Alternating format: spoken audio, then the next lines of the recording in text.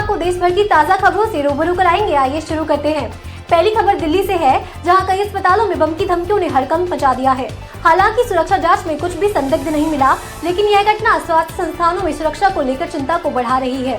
कोलकाता में एक डॉक्टर की हत्या और बलात्कार के बाद भारी विरोध प्रदर्शन हुए। इस घटना ने पूरे देश को हिलाकर रख दिया है।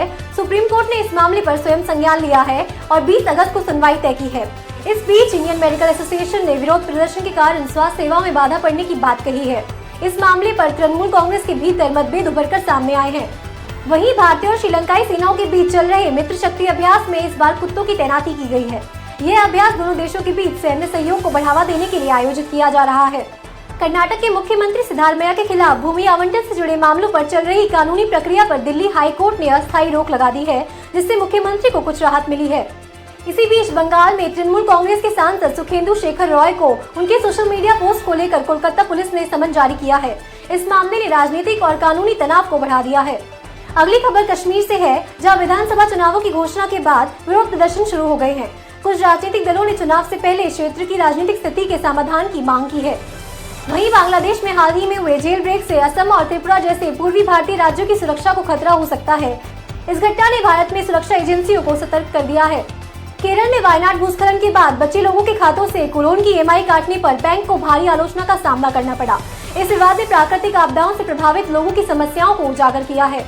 इसके अलावा भारत के खाड़ी क्षेत्र में एमपॉक्स के खतरे को देखते हुए प्रधानमंत्री नरेंद्र मोदी खुद स्थिति की निगरानी कर रहे हैं। भारत में 32 प्रयोगशालाएं जांच के लिए तैयार है और सरकार संभावित मामलों का जल्द पता लगाने और जवाब देने पर ध्यान केंद्रित कर रही है। इसी दौरान भारतीय रिजर्व बैंक के गवर्नर शक्तिकांत दास को 2024 के global finance central banker report में A+ की रेटिंग दी गई है, जो उनकी मॉनेटरी पॉलिसी के प्रबंधन की कुशलता को दर्शाता है। देश भर में खाद्य महंगाई को स्थिर करने के लिए इस साल खरीफ फसलों की बुआई में वृद्धि दर्ज की गई।